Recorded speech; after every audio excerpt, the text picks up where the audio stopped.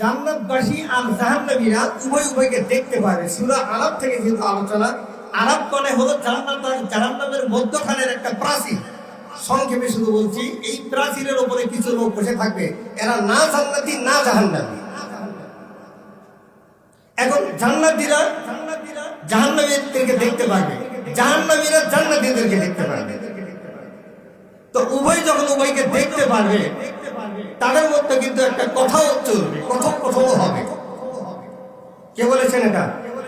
আমরা তো জানি না। জান্নাত কি দেখেছেন আপনারা? জাহান্নাম দেখেছেন?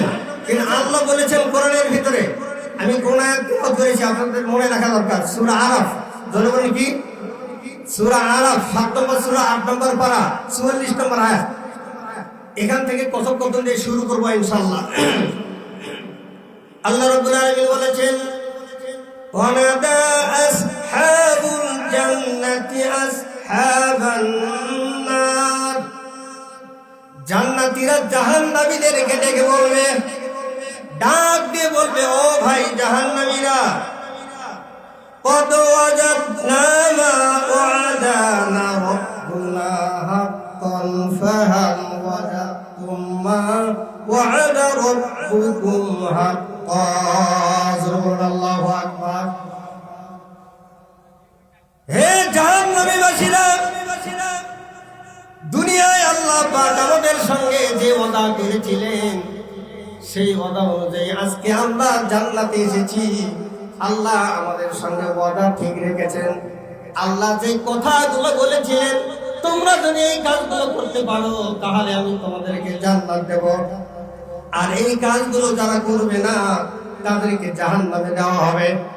আমরা জান্নাতের আশায় সেই কথাগুলো শুনেছিলাম, যেগুলো আমরা নবীর কাছ থেকে পেয়েছিলাম। আল্লাহ পাক কোরআনুল কারীমে যা ঘোষণা করেছেন, সেই অনুযায়ী আমরা কাজ করেছিলাম। সেই ওয়াদা অনুযায়ী আজকে আমরা জান্নাতে এসেছি। আল্লাহ আমাদের সঙ্গে ওয়াদা ঠিক রেখেছেন। ধরে বলি সুবহানাল্লাহ। আর তোমাদের সাথে আল্লাহ যে ওয়াদা করেছিলেন, সেই ওয়াদা অনুযায়ী আল্লাহ তোমাদের সাথে যে কথা বলেছিলেন, আল্লাহর কথা যদি না শোনো, আল্লাহর হুকুম যদি মেনে না চলো, তাহলে তোমাদেরকে জাহান্নামে দেবে। আজকে সেই ওয়াদা কি ঠিক আছে না ঠিক হয়েছে? জাহান্নামীরা তখন বলবে, হ্যাঁ আমাদের ওয়াদা সেই সত্যে পরিণত হয়েছে। আল্লাহ যে ওয়াদা করেছিল, দুনিয়ার বুকে আমরা ওটা ভাবতে পারি নাই, মনে করেছিলাম মাওলানা মুন্সিরা এমনি দিয়ে অনেক কথা বলে, আমরা ওদের কথা শুনি নাই, ওদের কথা আমরা মানি নাই। সেই অনুযায়ী আজকে আমরা জাহান্নামে এসেছি। ওয়াদা ঠিকই আছে। জোরে বলি নাউজুবিল্লাহ। তাহলে জান্নাতীরাও যে ওয়াদা পেয়েছিল আল্লাহর কাছ থেকে, সেটাও ঠিক। জাহান্নামীরা যে ওয়াদা পেয়েছিল, সেটাও ঠিক। দুইটাই ঠিক। এমন সময় একজন ঘোষণাকারী বলবেন, ফাআযানা মুআজ্জিনুম বাইনাহুম আল্লানাতুল্লাহি আলাল যালিমিন।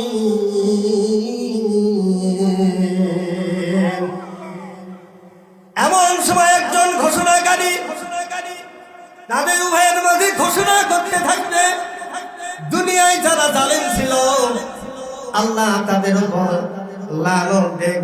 জোরে বলি নাউজুবিল্লাহ। আল্লাহর লানত তাদের উপর বর্ষিত হবে। দুনিয়ায় যারা জালেম ছিল তাদের উপর। জোরে বলি নাউজুবিল্লাহ। তারা আল্লাহর লানত কার উপর?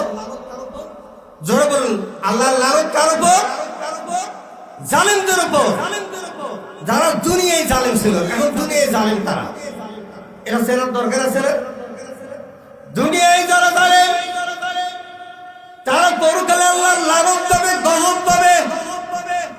সুতরাং দুনিয়ায় জালেম যদি না হয়, তাহলে আল্লাহর লানত পাবে না। আল্লাহ খুঁটে খুঁটে কোরআনুল কারীমের ভিতরে বর্ণনা দিয়েছেন কেমনে মানুষ জান্নাতি হবে আর কি কাজ করলে জাহান্নামে যাবে। এটা কি বলে দেওয়া আছে না নাই? সুতরাং দুনিয়ায় যারা জালেম, তাদের উপর যদি লানত হয়, এই জালেম থেকে আমাদের বাঁচার দরকার আছে না নাই? দুনিয়াতে যদি আমরা জালেম না হই, তাহলে আমাদের উপর পরকালে লানত হবে না। আমার কথা কি বুঝতে পারছেন?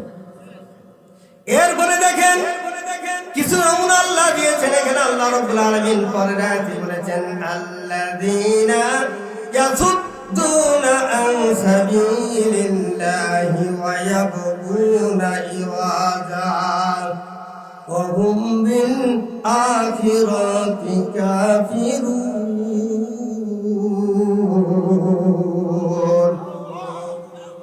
আল্লাহ রাব্বুল আলামিন বলেন, দুনিয়ায় বেঁচে থাকাকালীন যারা ইসলামের বক্রতা সৃষ্টি করত, ভালো কাজে বাধা দিত, ভালো কাজকে ভালো হিসেবে চালাতো না, ভালো কাজকে মন্দ হিসেবে পরিগণিত করা তাদের কাজ ছিল, ভালো ভালো কাজে তারা বাধা দিত, এই সমস্ত লোকেরা হলো দুনিয়ায় হলো জালেম। জোরে বলি নাউজুবিল্লাহ। ভালো কাজে বাধা কি আমাদের দেশের লোক দেয় কি দেয় না? দেয় না? 2024 সালের আগে যত মাহফিল হয়েছে, অনেক মাহফিল 140 হাজারি হয়েছে। ভালো কাজ দেখি, ভালো কাজ না? আমার কথা বুঝতে পারতেছেন আপনারা? একটু জবাব দিবেন। এরকম দেখছেন কি আপনারা? 140 ধারা জারি করছে, ঘটনা মনে হয় ঘটে নাই, দেখেন নাই আপনারা? এটা কি ভালো কাজ? 140 ধারা জারি হলো কার দেশে? 140 ধারা কোন চেয়ারম্যান দিতে পারে না, কোন মেম্বার দিতে পারে না, কোন এলাকার মাতব্বর দিতে পারে না।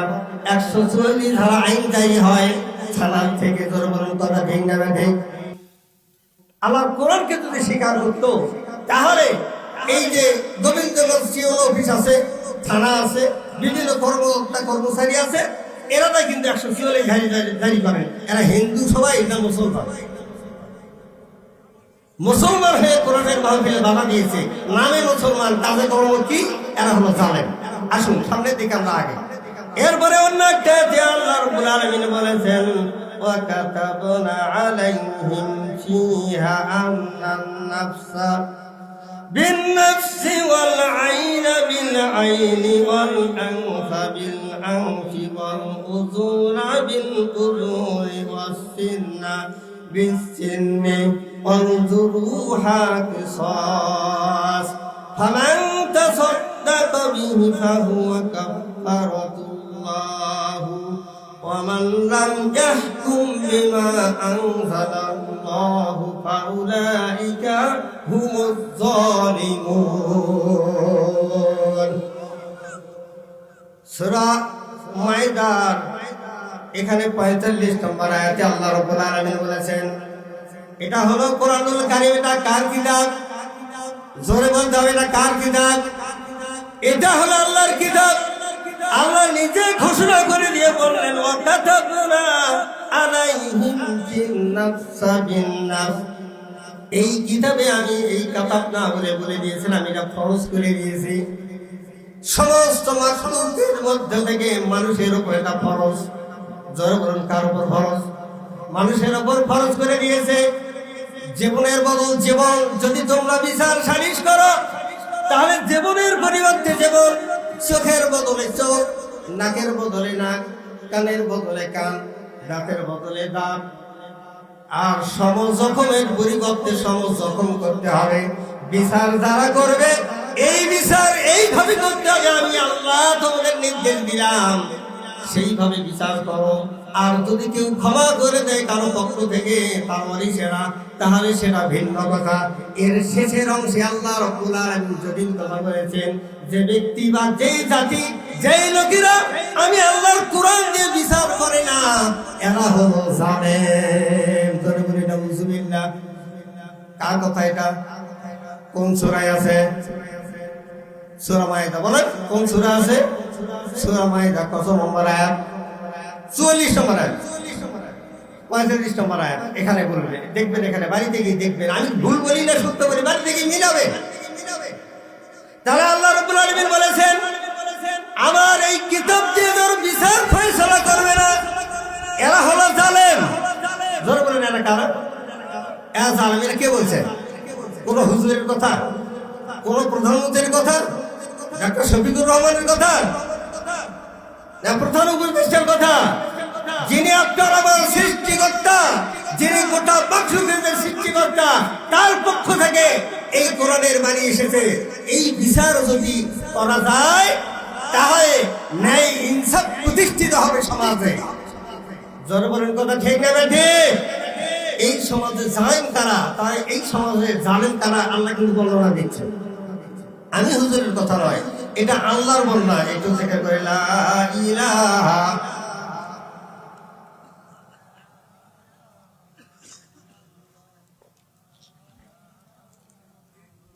লা ইলাহা ইল্লাল্লাহু মুহাম্মাদুর রাসূলুল্লাহ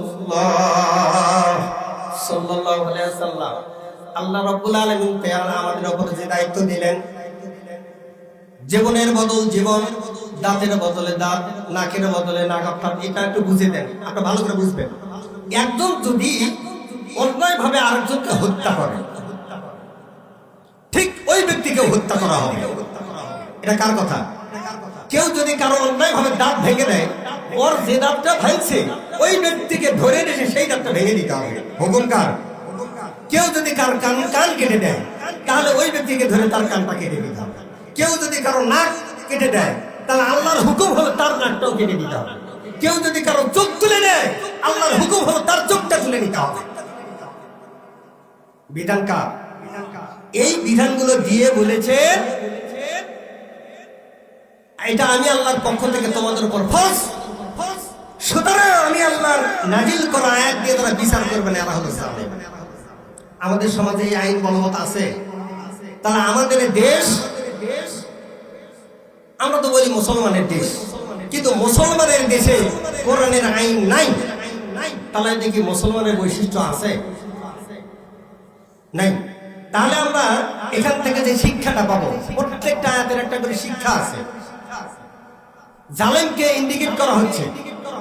আমাদের দেশে কোরআনের আইন নাই, কোরআনের বিচার হয় না, কিন্তু করবে কারা?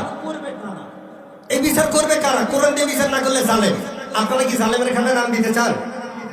আপনাদের সমাজে একটা লোক হঠাৎ করে, মনে করেন দুইটা লোক কেসাল বেজে গেছে, কেসাল করতে করতে মারা গেছে একজন। মারা যেতে পারে না? মারা যাওয়ার পরে এটা একেবারে হাইকোর্ট পর্যন্ত যদি যায়, এটার যদি মৃত্যুদণ্ড বহাল হয়, তাহলে কিন্তু ওই লোকটাকে দেখে আরেকজনকে মারতে সাহস পাবে না। কেসাল যাই হোক, কত মারা যাবে না। এই কথাটা আমার অন্তরের ভয় সৃষ্টি হতে হবে। কিন্তু আমাদের দেশ এত কুলাঙ্গারের দেশ, পাথর নিক্ষেপ করে, পাথর দিয়ে আঘাত করে করে মানুষকে মারলো। আইএমএ জাহিদের যুগের বর্বরতার যুগকে হার বাড়ালো। এখন পর্যন্ত তার কোনো বিচার হয় নাই। আমরা আইএমএ জাহিদের যুগের কথা শুনেছি, কিন্তু আজকে স্বচক্ষে দেখলাম। কি আপনারা জানেন না পাথর চাপা দিয়ে কারা মেরেছে? এই দেশের জনগণ। পাথর মেরে মেরে যেভাবে হত্যা করা হয়েছে, ওইভাবে তাকেও যদি পাথর চাপা দিয়ে মারা হতো, দ্বিতীয় জনকে হত্যা করা, হাডিকে হত্যা করার সাহস আর একজনের হতো না।